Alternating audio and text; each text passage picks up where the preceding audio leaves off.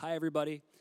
My name is Michael Gianangeli, and I'm a first-year MBA at the MIT, and also the lead for the Leadership and Lineage panel.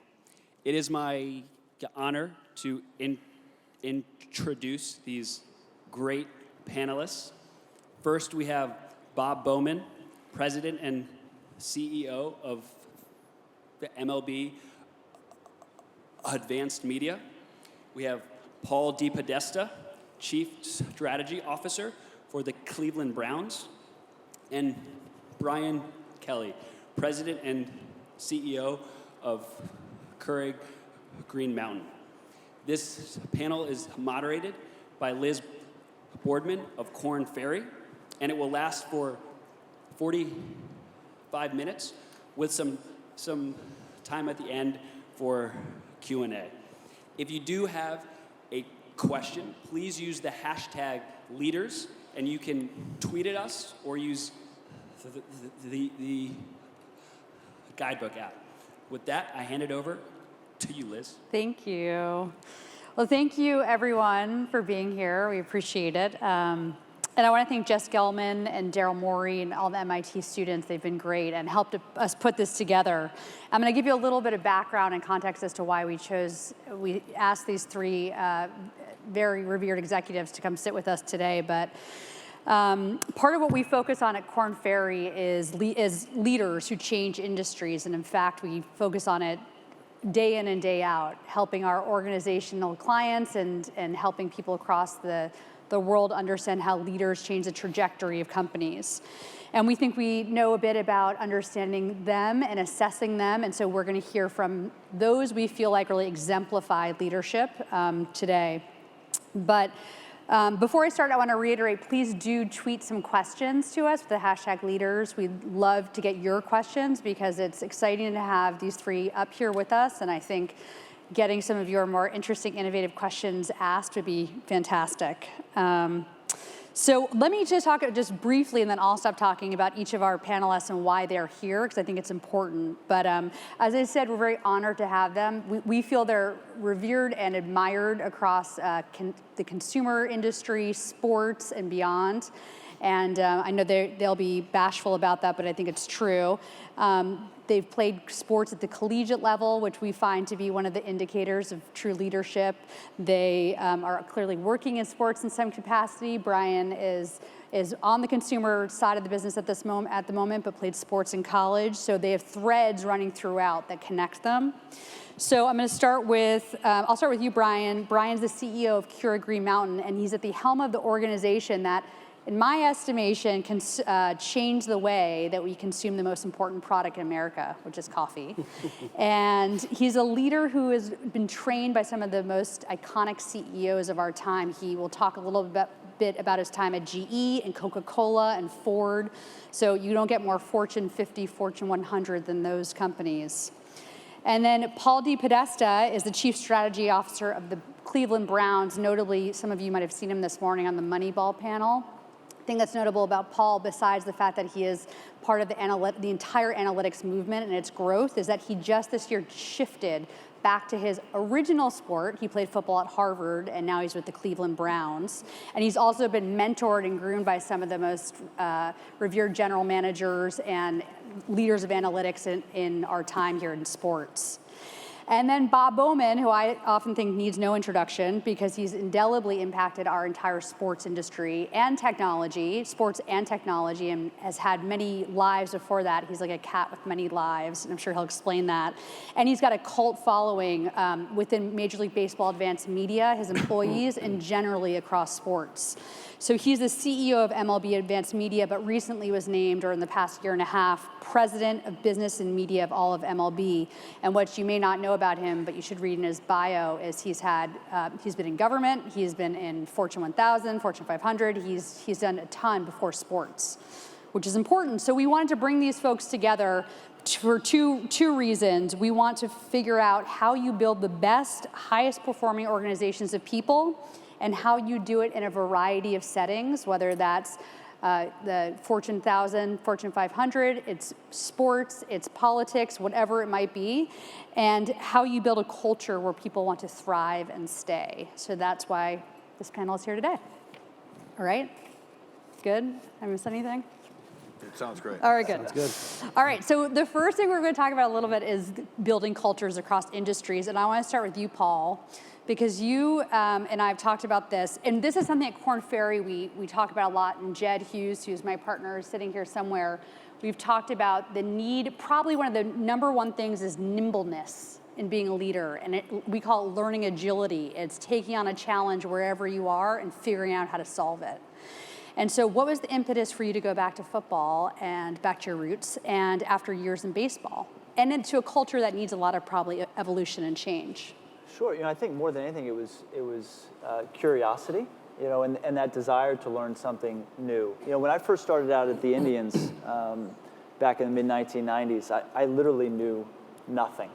I mean, I played baseball in college, but I had no idea how a sports franchise worked. I didn't know about player development. I didn't know about scouting. All I knew was that I hadn't been scouted. But other than that, I didn't know, anything at all. And but I learned so much in those first 3 years in Cleveland, then 5 years in Oakland, and then on to all the other stops. That I sort of missed that part of it. After 20 years in baseball, I was still learning a lot every year, but I wasn't learning the same amount that I was learning way back when. I think the other thing was that in baseball, certainly Billy and I in Oakland, and even beyond that, we were constantly looking to other industries to try to gain inspiration for what we might be able to do to solve problems in our own industry. So we did a lot of work talking about all these other industries, their frameworks, their business models, how they solve similar problems to ours. And really since Moneyball, we've had a lot of people come to us and say, well, how can we use baseball to solve our problems, in our industry? And I thought, well, after 20 years of doing it in baseball, this is probably a unique opportunity to have an opportunity to go do it in football. So that's really why I made the move. And Bob, when you've worked across different industries and sports in some ways, what have you seen as the similarities and differences in going across? First of all, let me just say how great Deep Podesta is. I mean, you're going to find out yourself, for those who don't know it, in the next 45 minutes or so. But he was at the Mets when my nephew was drafted, so this guy's a genius. I've been wanting to thank him ever since. And all kidding aside, he loved the organization, loves baseball, and he's played it like you probably all of his life. In terms of our view, BAM started as a company of zero. And our view, we had a chance to build the culture identically the way we wanted to, as opposed to going to a government and trying to change the culture, or a Fortune 50 company and trying to change the culture. So it's much easier to grow a culture. And the reason why culture matters is culture trumps everything. And my view, it's trump strategy. It might not quite trump execution, but it's probably pretty close. And culture is how you get great people. And it isn't just enough to get great people, it's how you get great people to be great. That's what culture does. Getting great people sort of on, everyone here and those of us on this panel, but getting great people to be great, that's culture. And so that's what we focus on a lot. How great people are great is they fail 99% of the time. And the one time they hit it, everyone goes, the person's a genius. But you got to accept failure. You got to welcome it. But you really, in our place, if people were here, we count on them to do a lot. They don't get told what to do. They get sort of asked what to do, and they sort of figure it out on their own. And we're going to talk about how you three identify what is a great person, what early on in their career or even as they go on. But Brian, you had to merge two very distinct cultures in Keurig and Green Mountain and figure out who is going to be the right fit for this new merged culture. So how did you do that? I think like most organizations, you start with what the values are of each culture, and these were completely different.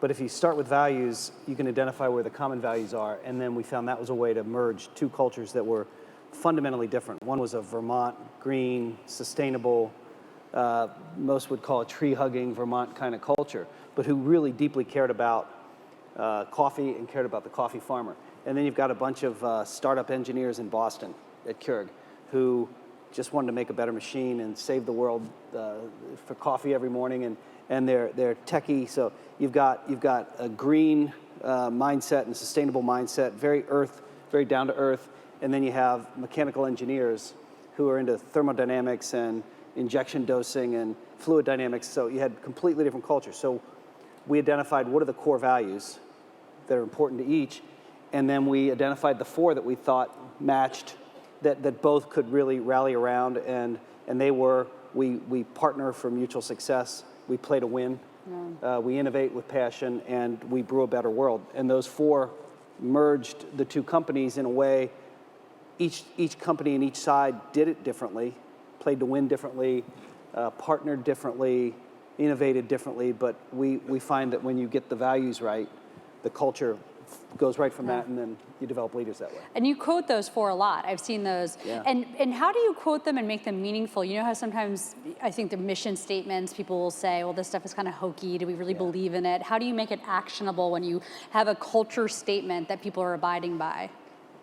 We link it to the mission. We have a really simple mission. We want a Keurig on every counter, everywhere. That's really simple, and we'll know we're done when everybody has a Keurig. But we say then, it's not hokey or it's not corny if you judge people by it. Yeah. Do you play to win or not? And do you win? And if you don't win, it's hard to say you play to win. Do you have a mindset that's collaborative? And so we assign the values. Everybody, we didn't vote on them. They came out of the teams. And then what we do is we judge our performance by our values. We judge our people by our values. Our customers, we want them to judge us by our values. And it inculcates it everywhere into the organization. Yeah. And Bob, what about... First of all, we have 2 Keurigs on our counter. All right. So it's working. So we've got... We've got the big one for we have people over, and we have the small one when it's just the 2 of us Great. at home. So Great. we're doing all right. Do you All know right, you you're can doing great. make Diet Coke now with a Keurig? I've seen it. All right, okay. We're all about Pepsi here in baseball, but Oh, right, sorry. just so we're Former on the record Coca-Cola there. We're all executive. about Pepsi and baseball, but whatever you can make, we haven't seen it. I'm not sure we're there yet, but the coffee machine is in use every day. Good. All right. And my wife agrees with you that it is the most important liquid in the world. Yeah. But what about with BAM and MLB? We're back on serious stuff now? Yeah, I know, sorry. You can take it funny. I mean, it's the afternoon, it's a Friday. But I do think it's distinctly, when you go into the BAM offices and you go into the league offices, you just automatically see 2 different cultures. And you have had, in many ways, over the past year and a half since the new commissioner took over, to merge a lot of it. Yeah, it's interesting. It's tough to merge cultures. Down at BAM, down at Chelsea Market in New York, where BAM is, 1,000 people now, it's loud. I mean, it's just loud there. And I'd love to say that loudness equals creativity and success, but it really doesn't. But what it does, I mean, we do have our fair share of successes, but we have our fair share, a greater share of failures. But what loudness does say, it equals energy. There's energy in that. People walk quickly, they talk quickly. And in many instances, not in mine, they think quickly. I talk more quickly than I think, which usually causes problems. But the simple fact is it's high energy, and people are not, they make decisions quickly. I remember when I first got there, we were writing a story on MLB.com back when URLs mattered and people had desktops and those old-fashioned things. And I was asking somebody what he or she thought about this column, this thought. And he said, I'll get back to you tomorrow. I said, well, dude, this is going up in 3 minutes. So you can get back to me tomorrow, but by then the story will be up and then back down. Yeah. And the pace is just different in the digital space. And the quickness that people vote and tell you how much they like something or doesn't like something, you develop thick skin because long before Twitter, where they vote vocally and rapidly and sometimes harshly, they were voting, you'd see what happens. You launch something, nobody used it, move on. And we accepted it. We accepted no one bats 1,000. And so it's a high energy place. I would think the new commissioner, though, in defense of Central Baseball, we now have a commissioner who's in his 50s, who uses all the gadgets that everyone in this room uses. He makes decisions quickly. He doesn't bat 1,000, although he certainly bats as close to 1,000 as anybody humanly can. Let me get that on the record, too. Feel free to retweet that. Manfred almost bats 1,000. It said Bowman. Make sure you say Bowman. It's just fun now. It was always great, but it was great. But we have a commissioner now who moves at the pace that the world moves. It just moves really fast, and so it's fun. We don't bat 1,000, but it is baseball's an active game. Some people don't think so, but it moves. We play every day. We have to have our game face on every day. Yeah. So we have this culture, which you all we're talking about in different arenas, is the foundation for everything, and then you have to attract the right people to the culture, which we'll talk about, but also help them go to things and go towards things that may be unpopular. So I was going to ask you, meaning something you think might be the right answer, or as a CEO you think could be a success, but everyone might doubt you. And I was going to ask you, Paul, about, as a founding member of Moneyball and mentors like Billy Beane, and you've worked with Sandy Alderson and Mark Shapiro, where they've taught you, and now you can teach people to go to maybe something they're doubting, but it could be a breakthrough idea, and how you bring them along. Yeah, I have a little experience of doing things that are unpopular. Yeah. Yeah, I think it actually goes back to what Brian was saying earlier about shared values. I would call it, at least in our context, sort of a shared vision. And that shared vision a lot of times is what would drive our decisions. So we'd get into these moments where we'd say, okay, we know this isn't going to be popular, but this is what fits into our shared vision. Do we really believe in this or not? And it's one of those seminal moments where you say, okay, are we really in? But I think when you have that shared vision, it's a lot easier to do things that are unpopular because you believe in them really to your core. If you don't have that shared vision, then what you end up having to do is you make a bunch of one-off decisions, and you make decisions that sort of feel right at the time, as opposed to something that's sort of that you're deeply connected to, or deeply believe in. And that's always what we did in Oakland. I think, to Bob's point, we were wrong a lot, and we knew that, and we knew that it was going to happen, but we did have this vision that we believed in. And we were going to stick to it until there was better information that told us there was a different vision we ought to have. Yeah.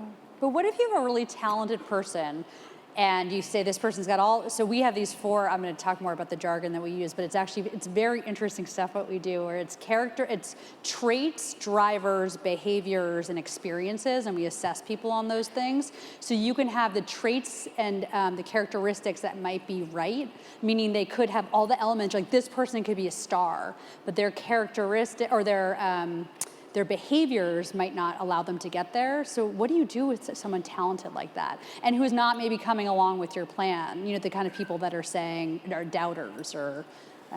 Sure, and we had a lot of conversations in this in baseball in terms of what really drives success in this game. Is it tools, like someone's just physical ability? Is it their skills? Is it their mental makeup? Or what composition of those three really make the difference? We always felt like skills, at the end of the day, at least in that particular game, I feel maybe a little differently about football, but skills were really a driver. But we were always looking at all those different things. I will tell you, in terms going back to the idea of doing things that are unpopular, when I was going to the Browns, I had met with the owners, Jimmy and Dee Haslam, and they asked me, what do you want out of an owner? And I said, well, I'll tell you what I don't want about that. And I said, if you ever take your kids to the amusement park, Disneyland or whatever, and they beg you to go on the Big Daddy roller coaster. They beg you, and you say, are you sure? And I said, absolutely, I want to go on this thing. And so you wait in line for 45 minutes, right? It takes up a good chunk of your day. You finally get to the front of the line. They eyeball it, and they say, I'm not getting on that thing. Not at all. And that's what happens to a lot of owners. They would say, hey, we want Moneyball. We want this disciplined approach to what we're doing. But then when it comes time to make that hard decision, they say, I don't want any part of this. And I said, I need someone who's going to want to get on the roller coaster with me, knowing that it's not always going to be fun. There are going to be parts of the roller coaster that are going to be scary, that are going to be uncomfortable, but hopefully at the end of the ride when we get off, you're going to want to say, hey, let's do that again. Let's do that again. But I think that's how we always got through it was, again, sort of having that shared vision from the beginning and giving you the conviction to actually go through with it. And Bob, when you've had, I think have set out with ideas that some people might have called crazy at times, or that's never going to work, or worse things that I can't say up here. But how do you get people to come along in your organization and follow you? So like, for instance, and the players have to do it, right? When you're advanced media and you're saying, we want to do X, Y, and Z. I know you guys are using Snapchat in the dugout now. I know there's other things you and I have talked about in terms of forward-thinking progress of having the players and the teams and all these stakeholders. How do you get them to follow and come along? I wish I could tell you how tough it's been, and woe is me, and it's cry, and I can sing you a song. But if you go back to step one, it really is sifting through ideas. It's everyone has an idea, and if it's a meritocracy where the best ideas win, it's really your job to sort of sift through them, channel them, make sure they're scalable. Doing an idea that's a one-off that just can't be scalable so our fans can't enjoy it far and wide, probably not a great idea. But if it's scalable and people will enjoy it, I think that's what happens. So it's not, nothing. The last thing you want, consent of the governed. I mean, it's not a democracy, but if you don't have consent of the governed at some level, that there's just you call it shared vision. I spent a lot of time in government, so I'll call it a consent of the governed. You can't get it done. You just can't get it done, no matter how powerful you try and be. It's just not going to work. And so you've got to do some things that other people want to do, even if you think, I don't know. And you know what? Half the time you get surprised. It actually works much better than you thought. Yeah. And I think, again, if you hire really, if Billy Beane hires somebody smart like Dee Podesta, and we covered how smart he was because he drafted my nephew. So if he hires somebody smart like that, I'm sure there are times where Paul had an idea and Billy said, that makes no sense, but my guess is dollars and donuts. He went with it because he said, I'm going to give the person a chance. And so it happens all the time, whether it's mentoring, tutoring, whatever you call it. You've got to let the person who reports to you make the call and let him or her live with it or die with it.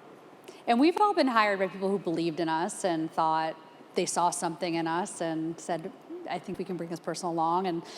And Brian, with you specifically, I want to talk about the fact, and when we lead searches for clients, we stress that you have to have a mentor. So not only if we assess candidates, like we assess executives and say who brought them along, because that's notable, or who didn't bring them along, and that's also notable. You were specifically brought along by one of the most revered CEOs of all time, in past century, Jack Welch. So how did he impact your growth? I would tell you he impacted mine. He impacted virtually everyone at GE. And so I won't claim any particular fair share of his attention, but I will tell you that he had a way of developing leaders. And what he taught us is that, what great leaders do is not create followers, they create more leaders. What a leader does is create more leaders, and it's ultimately the unselfish act, right, of being a leader. And when you think about it that way, your job as a leader is to make sure you've got a whole company of leaders, and that's really what Jack did. So he did it for so many people in the company. But I look at a guy like him, he would force, I would say two things, facing reality and then injecting optimism. Mm-hmm. Because you have to face the reality of saying things are broken, things don't work, this works, but then you can't face it with depression and, oh, woe is me, and everything's wrong. You got to face it with some optimism that says we've got the best team, now go solve it, go beat it. And little things, you'd have to call Jack every Friday. I had to call him every Friday, and he'd start off with, what'd you F up this week, Kelly, right? Which is great, because you have the ability to say what the problems are. Yeah. And what great leaders do is they want you to tell the problems. They want you to tell what's wrong. We all know as leaders, great news travels instantly to your office. Everybody wants to tell you how great things are when they're going well. People don't really want to tell you how things are not good. Mm-hmm. And so I hear a culture that's loud. It means it's informal. That means it moves quickly. That means they think big, but they scale quickly when something works, or they fail quickly when something doesn't work.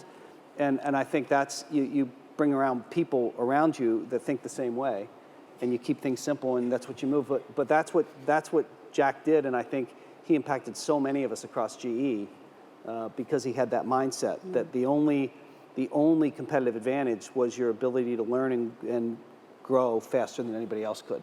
And if you could learn and grow and change faster than anybody else, you're going to win. Yeah, that's learning agility. Okay, good. So you're proving that what we think is all right. I like this. So the other thing is, I think he made you feel that you could come to him even if things were screwed up. And I've seen that with you, Bob, where some of your some of the guys I know who work directly for you, you have women who work for you as well, you have very diverse staff, but they will come to you and they'll say, this isn't working, or you're out of your mind. They'll feel comfortable saying that to you.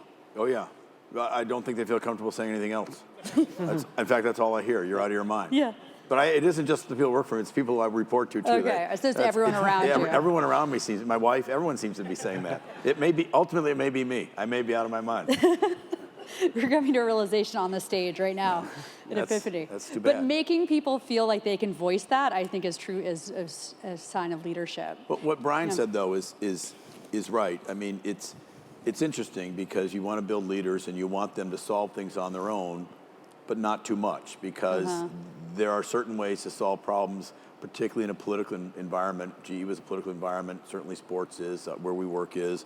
It's not any worse, not any better, it's just a fact of life, we live with it. And some things just need to be settled quickly, and sometimes that's why you want sort of the bad news or the issue that just came up, tell me quickly so we can cut it off at the pass. Everyone is forgiving, everyone's understanding, but if it boils for, the smallest things can fester for 4 days, and you don't know about it, that's what creates a problem. But it's not easy to get a culture to do that, right? It's very natural for people to say, no, even really good people say, no, I'll solve this myself before I go to my boss and tell them. I'll solve this without informing anybody.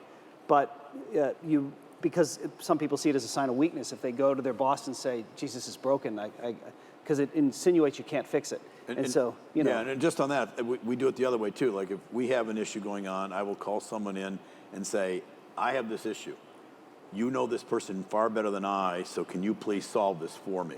I don't, you will do better at this problem than I will. So you actually, it doesn't always flow this way. Sometimes it flows the other way, and you make them solve it, and that helps them sort of push it the other way in case it doesn't work. At least that's what we do at our place. We push problems back and forth, trying to find the best person to solve it as quickly as possible.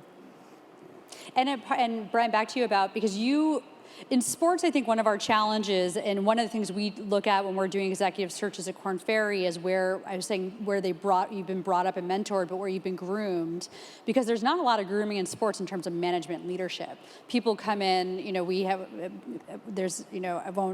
might be in the audience, but there's a president of a Boston-based team right now who is selling tickets, right, in his first job. Now he's the president of the Boston Red Sox, and he would say that he had just learned as he went. There was no management training. There was no Procter & Gamble Institute, right? There was no GE. So how has that impacted you? And I wonder how sports can actually institute things like that, where there's formal management and leadership training.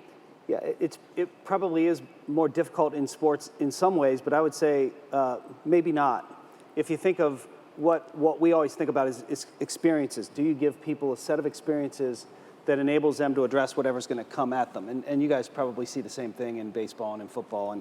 And if you look at it, if somebody's been in all parts of the business, they've, at Coca-Cola, you don't really understand the business until you've been on a truck with a guy driving and delivering Coke store to store 20 times a day. You can't possibly understand the business unless you're out there. And you can't possibly understand it unless you're in a stadium and seeing what moves and how patrons move and how the guests move and what you're going to do to increase the business. And so every business, I think, has that, and I'll bet each sport could probably identify, here are the really seminal knowledge points that you have to have and experiences that you need in order to really be a great general manager or to really run the place someday. Yeah. I think it's. What would you say? I think it's definitely true. I remember when I first started the Indians, I started out as an intern in player development for Mark Shapiro, who was the farm director at the time, and the next year they made me the advanced scout for the major league team. So I got to do all the sexy stuff. I was with the major league team all the time. I was dealing with those coaches. I was dealing with John Hart and Dan O'Dowd on trading deadline acquisitions and things like that. And I remember Mark Shapiro telling me, hey, listen, at some point, you're doing the fun stuff now. At some point, you're going to have to take a step back into either player development or scouting and really gain an expertise in those areas. And to your point, really understand the foundation of these organizations before you move on. I thought that was great advice. And then, shortly thereafter, Billy Beane called and offered me the assistant GM job. So I said, hey, see that, Mark? But he was. See how that worked? Yeah. But he was absolutely right. And I sort of spent the rest of my career actually really focused on scouting and player development, even international, operations. And I think it was hugely helpful to really get a firm understanding of all those areas. Like I said, the foundation of the organization. I think it's really, really difficult to lead if you haven't done that. So actually, being on the very bottom, calling people, hundreds of people, and selling tickets might be just the best way to start to get to be a president of a team. And you maybe don't need, I'm just curious, like the GE and these famous management training programs that people say, this is how leaders are groomed. I don't know. It might just be more roughing it. I think it's very different today than it was certainly when I grew up in a business and when there were big training programs that would rotate you from place to place, and some companies still have those. But I think ultimately what it's about is giving you the various experiences that you're going to need so that you really understand the consumer, you understand the operations of the business or the organization, whatever it is. You can't, it's very hard to lead people if you've not walked in their shoes. It's hard to walk into a manufacturing plant and have those guys confident in your leadership if you don't know what they do. If you've never been on a line and you don't understand how a plant operates or how a sales team operates, it's just very hard to do. And so I think it's more difficult because people don't want to take the time in their careers often to get the experiences, but long term, it's by far the single most differentiating piece in my experience. Yeah. And Bob, you have actually done both. Like, so you have an MBA from Wharton, you have some more formal training, you trained under some within government, within federal government. But you also then scrapped along in some ways to build things, right? Do you feel like it's a blend? I would say this, that, that great people work for great people, and versa versa. And whether you start by selling tickets or whether you start, and do state government like I did or whatever you do, if you can choose salary, job title, or boss, always choose boss. A boss will teach you the most. He or she will mentor you, tutor you, and they won't just do it, as I'm sure Jack didn't. They won't just do it, and Mark won't. I'm sure that they just won't do it while you're there in the employ. They will be your tutor and your friend and your mentor for your entire life. Good bosses. And so, particularly for the young folks out there, as you think about this, and one job's at 43,000, another one's at 53. And one you get your business card, and one says director, one says manager, whatever the hell the difference is. Pick the best boss. That will pay dividends your entire life. That's great advice. And even if you're digging ditches or selling tickets, if you have a great boss, you will learn more doing that from him or her than if you have a crummy boss as the vice president of something. And good bosses get good people, and great people get great people. So, where that aforementioned Mr. Kennedy worked, I'm sure he had a great boss who'd been selling tickets at Fenway for a long time. Yeah, and great mentors too. Mentors can come in any fashion or flavor, and it's hard to teach young kids. Don't worry about your first job. Worry about your first boss. Mm-hmm. And I'm going to stay with you for a second, Bob, because I want to ask, one of the things at Korn Ferry we pride ourselves on is taking leaders from one arena to another where people might say, that seems totally crazy that this person would go become. So for instance, we did the CEO search for USOC, and a guy named Scott Blackman has been there. It wasn't as crazy for him to go there, but what he's done is transform that whole organization. Larry Scott going to the Pac-12, another search Korn Ferry did. A lot of people thought that was kind of crazy, that he would go from women's tennis into Pac-12. A guy like Jim Harbaugh, we did the Michigan head coach search. That was not as crazy. It was kind of people were hoping it might happen, but in terms of going from pro into college. So Bob, I'm wondering, what are some of the most interesting leadership hires you've seen in not only our industry, but I would say all the world, and said, wow, that's a totally bold and interesting hire? I've been saying this for the last 6 months. So everything else has been sucking up. This is not. I thought that when the Browns hired Paul, I thought it was the most interesting sports story of 2016, because I think I know the GMs in baseball far better than I do the ones in football, and the assistant GMs and all the people up and down that worry about the player development. And I think these people are whip smart. They are an absolutely fascinating blend of analytics, data, and what we call gut. But gut is experience, search, what ifs. It's mind-blowing how smart these people are. And I thought the football team that hires a GM from baseball is going to do really well. And this happens to be one of the best ones in baseball. So I think that's one of the most interesting hires. And I'm surprised it hasn't happened more often. And the few owners I know in the sport that plays on Sundays, the few of them, I've said, see what Cleveland did. Don't take any of our people. Please don't take any of our people. But I think it's one of the most interesting hires. I really do. I think for the sports world, it's the same kind of stuff, but it's not. It's a completely different environment, a completely different game. And Paul's going to be wildly successful there. But to me, that's one of the most interesting sports stories of 2016. Yeah. And Paul, you were just saying to me before that you went into, it was the combine, and typically if you would go into any baseball league meetings, you'd know you couldn't walk, you said you couldn't walk 15 feet without seeing someone. And in football, you went in, you're like, I don't know anyone in here. It was a totally different culture. Yeah, totally different. I mean, I knew a few people just from my time in sports. I will say, just real quickly, if I had known that it was going to be like this, I would have drafted Matt out of high school. And this is fantastic. He can play football too. He's a pretty good wide receiver. I think he's got an agent too over here. That's good. But anyway, yeah, it was very different, for me culturally, just to go from a place where you have such familiarity with everybody. I mean, these industries are really insular. I mean, everybody knows everybody, and it's all I had really done for my professional career. So to go into the stadium in Indianapolis and be walking around and sort of not know just about anybody was unusual. And I mentioned to you, I was at the airport in Indianapolis leaving the combine, and there were a few guys from other teams who were on my flight. They were clearly from other teams. They probably are more clearly NFL people than I am. And I was standing right in front of them in line, and I could hear them back at me, and they were talking trash about me and the Cleveland Browns. Right, so I said, all right, here we go Let again. me know who they are. I'll go kill them. So I said, all right, this is like 17 years ago in Oakland, all over again. But that's part of the fun. See, the doubting too, people doubting what you're doing. Brian, any thoughts you have on really inspired hires or people you said that's a really cool thing that the company's doing? You see so many of them. I think in business it's a little different. You have people in one industry, somebody, if you try to enter the auto industry and you're not a car guy, right? It's not simple.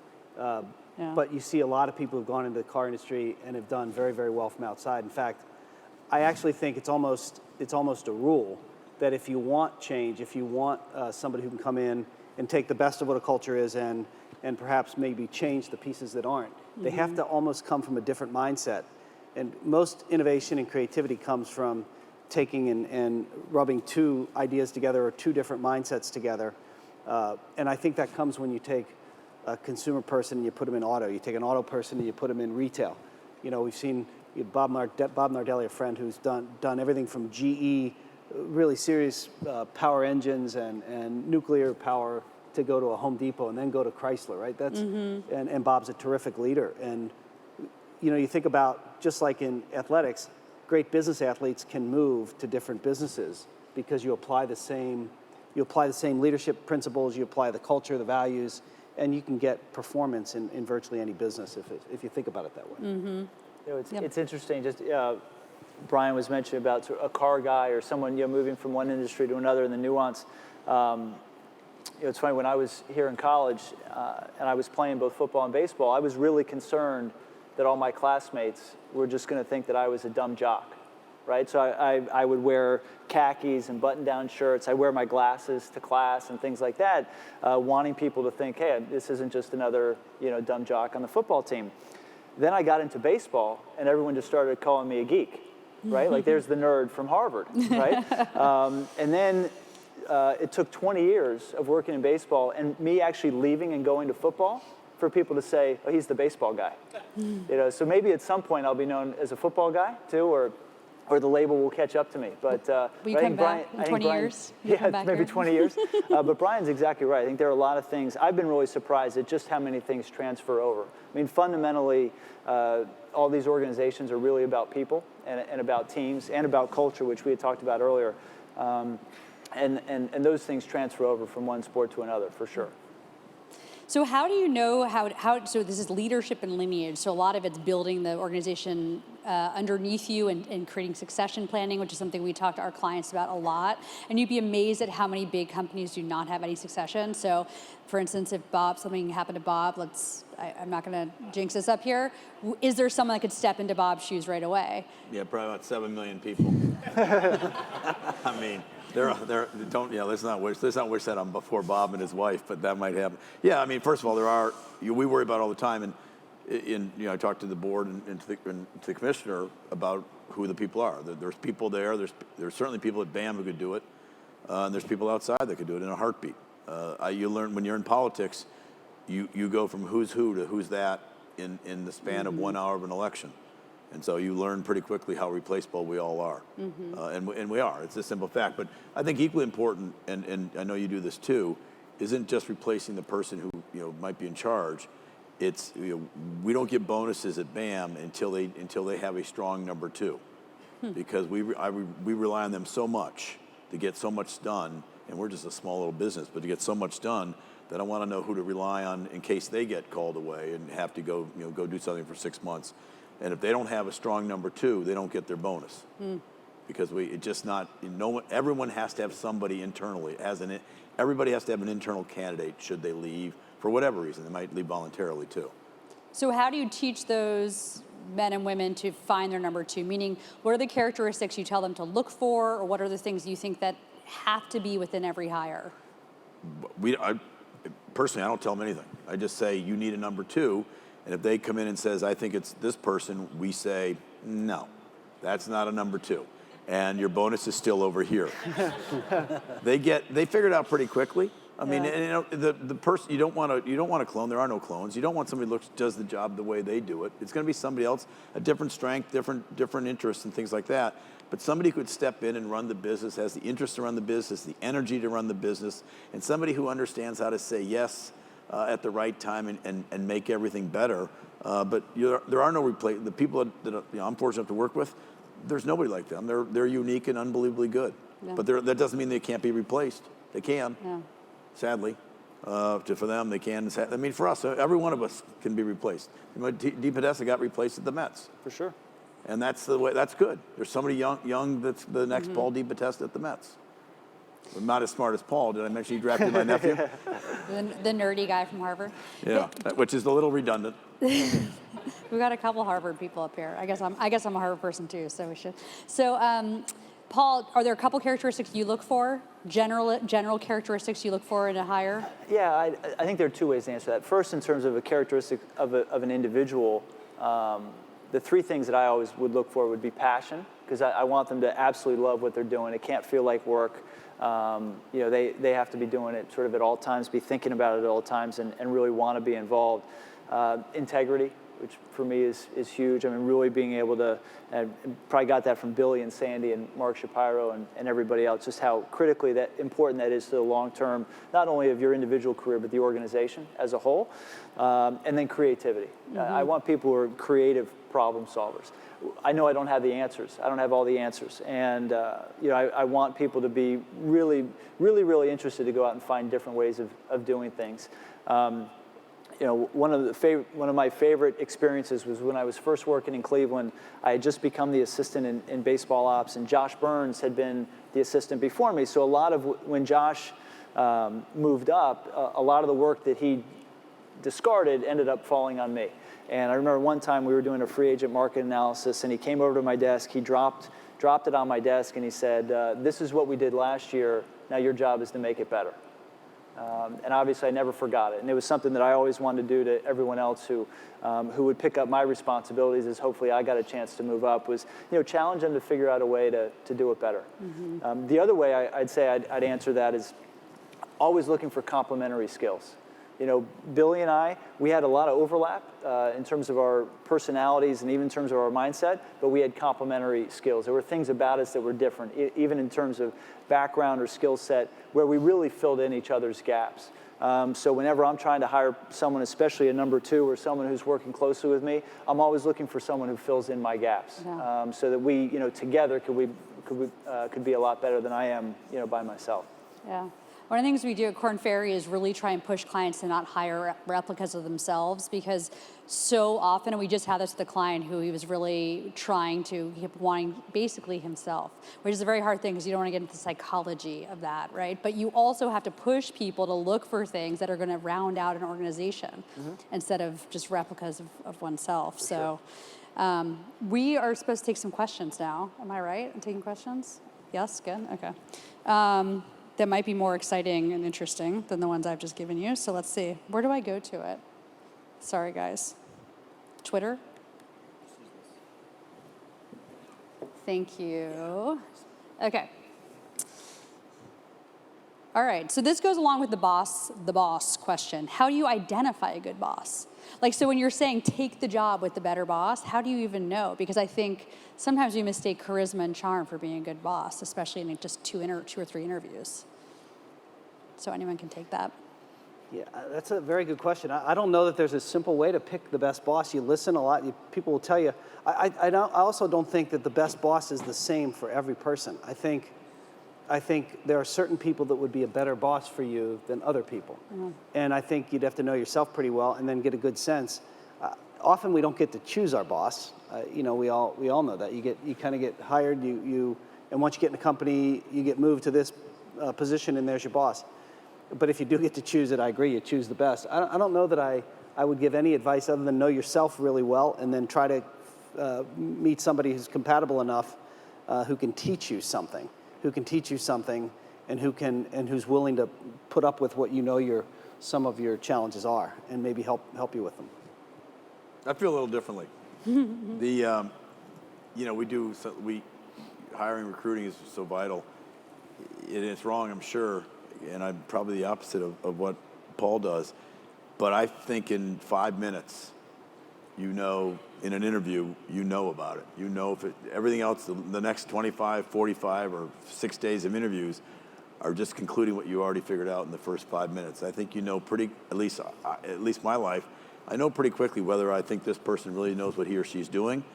And I think they know the same thing. I think they know if it's just a bunch of BS and all it is corporate BS and I'm just using buzzwords, they know that, as opposed to someone who has the real deal and can get down to the nitty gritty, understands the business from the bottom up that you so aptly described.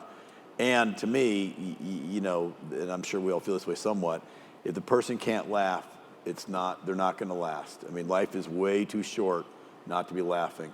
And so if I can't make, and I consider myself pretty funny, if I can't make someone laugh in the first if they don't laugh at any of my jokes in 5 minutes, they're not going to last long. I mean, maybe 7 minutes. Yeah, maybe I think it is one of the challenges because you have, like when I do that, if I hire people that I like in the first 5 minutes, I'm going to hire a lot of people like myself. And I'm not always sure that's the right thing. I've learned that I'll make a lot of mistakes if I just hire people like myself. And I've learned that sometimes you need to hire people that are not anything like me. In fact, they're very different. And those are the people I like the most. Yeah, and they'll make me think not differently. Like me at all.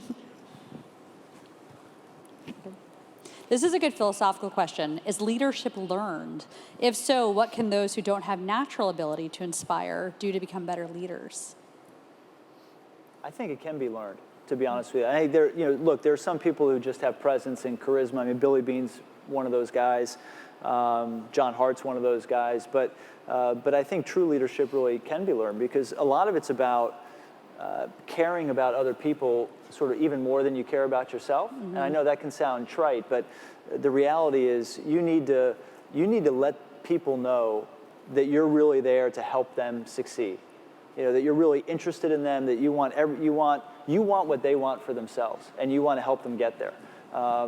And that's something you can learn to do. That's not necessarily an innate quality. And I think over time, all good leaders, all really effective leaders, especially over a long term, they have that trait. They have a deep interest in the people they're leading, and it becomes very obvious to those people, along the way. So you think leaders generally have to have a selflessness in terms of actually having interest in someone else growing? And I think over the long term, yes. Yeah. I think you can get results out of a group in a short term being a different way, if you want to. But over the long term, for people to really buy in and really be impacted positively, even on a personal level from your leadership, then I think so. Yeah. I'd answer that question. I mean, can it be learned? I agree with Paul. But I think it has to be relearned. I mean, once you learn it, it isn't, okay, that's done. It's a finite set of, A through D, good, let's move on. Particularly in today's world, particularly with these employees, that are, to call the employees at our company smarter than I is the biggest understatement in the world. They get stuff that I don't even begin to fathom. And so you got to relearn it, because it's one thing to be a leader when you're smarter or more experienced in the room, but when you're a good distance from the smartest person in the room, I don't think I'm the dumbest one in the room, but when you're in a meeting and everyone knows more than you, that's an interesting meeting. And so leadership in today's world, particularly in the technology space, and particularly with this group of kids that comes up now, they're so smart, they learn so much so early. you got to relearn it, and you relearn it. You learn something every day, and sometimes leaders have to learn how to follow. Yeah. What about instances where you've thought to yourself, I should have been a better leader here, or I really screwed up and I wasn't the kind of leader, I wasn't the kind of leader I wished I would have been? Yeah, I think we all experience those. You lead an engineering group very differently than you lead a sales group, and you lead a marketing group quite differently than you lead a manufacturing team. And I think both Bob and Paul said it. If you don't constantly learn, I learned that with most organizations, if you can't make complex things simple, you're really going to have a hard time getting an organization to move. But sometimes leadership requires getting into the complex detail. If it's a service business and it's a strategy, if you're a consultant out there and you want to show people how much you know about individual pieces, it's hopeless if you go to try to lead an organization like that, because they only move when things are simple. Engineers, very different. They want the specifics. They want to be told exactly what to do and why they're doing it. Give them the specs, right? Give them the parameters within which they have to design, and they'll go design. So I think we make mistakes. I certainly have, where you apply the thinking of leadership that you had before, as Bob said, that you've learned and grown, and you try to apply it to your next move or to the other organization. Mm-hmm. And if you don't learn quickly and change quickly, coming back to that competitive advantage of the ability to learn and be agile, you will fail as a leader. And if you don't, that's why I'm convinced, and these guys said it, leadership can be learned. In fact, it's obvious it's learned, because we all learned it at the foot and the hand of our parents, or we learned it in sports, playing on the fields. That's how you learn it, and it must be learned. Otherwise, none of us are born with it genetically, certainly. So the characteristics, and we do this. Korn Ferry is this database of 2.5 million high-performing executives, and the three things that come out as the most important qualities: this learning agility I keep saying over and over again, which is intelligence too, because you have to be pretty intelligent to be curious and learn quickly. Strive for this striving for success that's beyond anything you've ever seen. Like, I just want to get to whatever success means, whatever you measure it, revenue, growth, whatever it might be, and then humility. Those are the three most important characteristics. And if those three don't exist, we find these CEOs and these top executives ultimately fail, which is kind of crazy. That's just a little side note. What about, and we just have a couple minutes, but I'm curious, if you were to tell this group here today, here's a leader I would go look at and study and watch their career grow, someone you see as an emerging leader, in sports or not in sports, in politics, wherever you think. I know, we can get into politics too, but. Wow. I mean, personally, I could say we had a whole handful of leaders at the Met. I think the guys who ran scouting, which was Tommy Tanis, Chris Becerra, our international director, Dick Scott, and Ian Levin, who both ran player development, every one of them.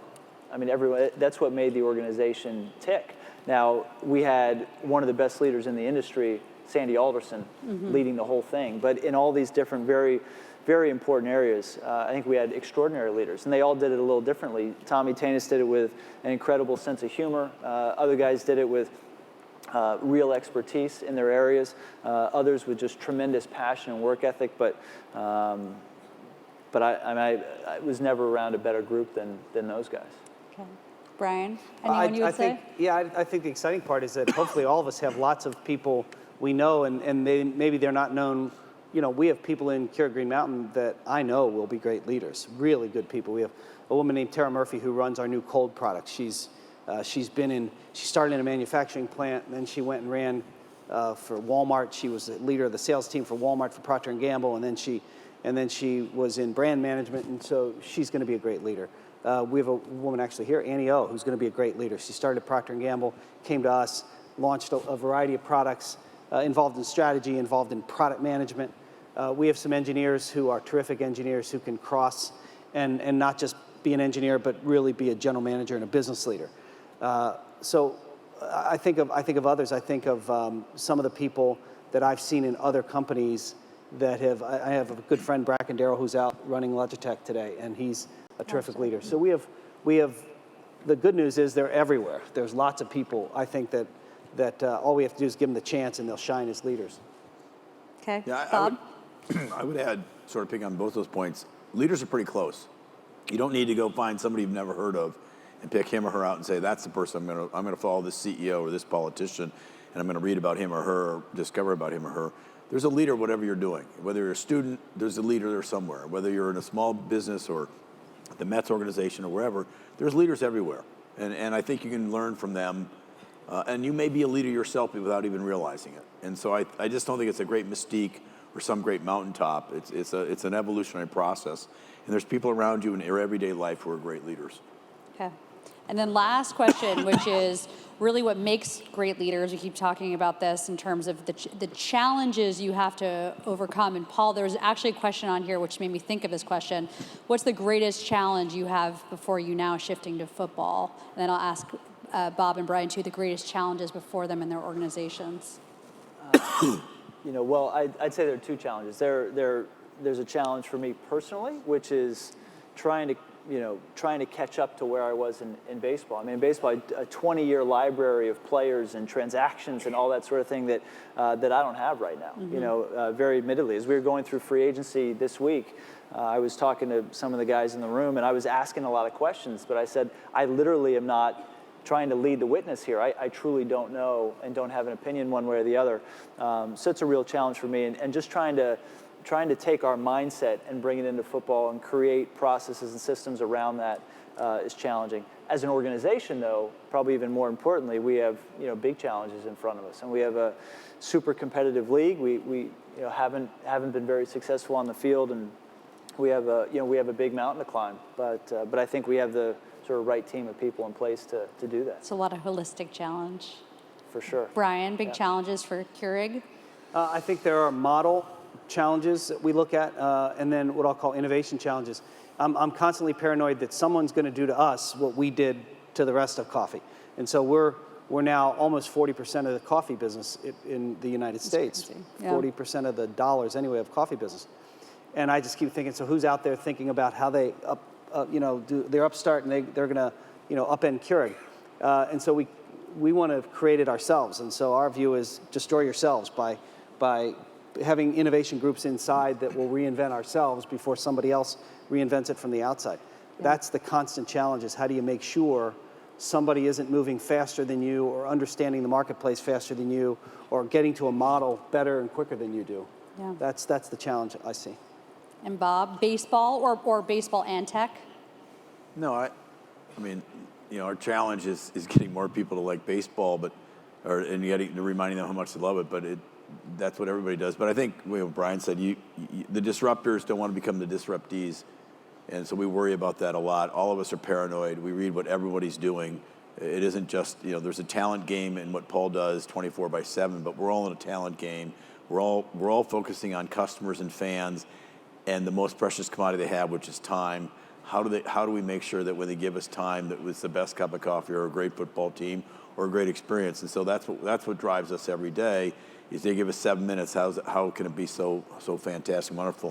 In terms of challenges, it's sort of what you said. It's make every day for individually, is make a weakness a strength. Mm-hmm. We all have weaknesses, make them a strength. Yeah. So self-awareness, I think that's the other thing about leaders and CEOs, that we find the best CEOs, the ones we're recruiting, the best executives. And by the way, when I say CEOs, I also mean general managers or chief strategy officers. That echelon, they're highly self-aware, even if they know they're a lot of their flaws, and they're owning their flaws, which is really important. So thank you guys very much. I know we're getting right. We're over 15 seconds. So this was scaring me the whole time. That blaring. I know. Shot clock is right here. Reminding me of playing field hockey. But okay. Thanks, guys. Thank you all for being here. Thank you. Thank you.